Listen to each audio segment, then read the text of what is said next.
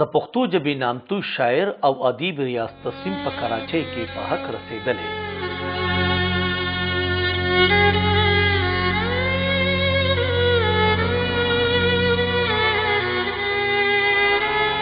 ریاض تسلیم د ډیر وخت نه د سختې ناروغتیا سره مخ و.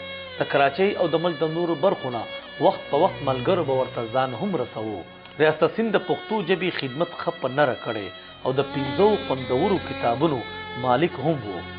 ریاض تسلیم د کور د خلکو سره پښتو ژبې شعر او ادب هم په لوی غم کې پاتې کړل.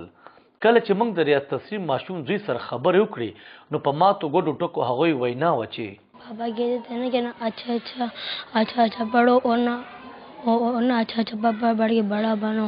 چا رښتیا ویلي چې لور په پلار ډېره مینه وي، ځکه خو د ریاض تسلیم لور د خپل پلار په اړه خبرو په وخت اوښکې تویولې. हम लोग पापा को कहते थे ना कि पापा आप उर्दू में किताबें क्यों नहीं लिखते. तो पापा कहते थे उर्दू मैं चाहता हूँ, उर्दू में तो बहुत सारे लिटरेचर्स हैं लेकिन पश्तो मेरी ज़बान है. मैं चाहता हूँ मैं अपनी ज़बान को आगे बढ़ाऊँ, मैं इसके अंदर नए नए लिटरेचर्स बनाऊँ. और मेरे पापा सिर्फ मेरे पापा नहीं थे, वो मेरे टीचर थे. उन्होंने हमेशा मुझे यही सिखाया कि कभी भी किसी बेसहारा को देखो तो उसे सहारा दो, हमेशा लोगों की मदद करो. ریاض تسلیم کورودانې د ښاغلي مرګ د خپل کور سره سره د پښتو ژبې لوی زیان ګرځولی. سبجیکټ وایي چې مونږ چې څومره چې انسانیت د خدمت کوم د ډېر ښه هیومینیټیرین و.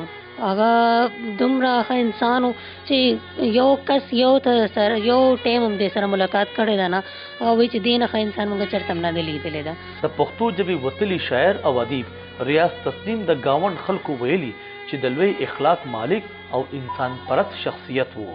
اخلاقیات کے طور پہ بہت اچھے تھے، انسانیت کے طور پہ بہت ایک اچھے انسان تھے.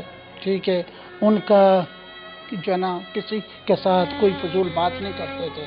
ٹھیک ہے، اپنے آتے تھے کام سے، ہم لوگ اگر یہاں مل گئے ہمارے ساتھ اچھی خوشی ملتے تھے. ویل کېږي چې خویندې د رونو سره بې کچه مینه کوي. همدغسې د ریاض تسلیم خور هم د خپل ضرور په مرګ سخت غمجنه شوي.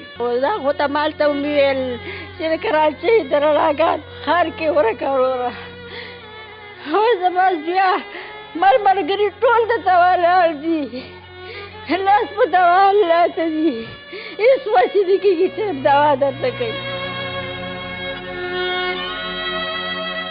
ریاض تسلیم د کراچۍ نه د پښتو ژبې ادبي هلې ځلې کولې ولې نوم یې په نړیوال کچ ګټلی و. د ریاض تسلیم د پښتو ژبې سره د مینې اندازه د ښاغلي په دې شعر کې ښه په ډاګه کېږي چې د خپل قد او د قوت نه مې سیوا وکړه، عاشقي هم دومره ډېره وه چې ما وکړه.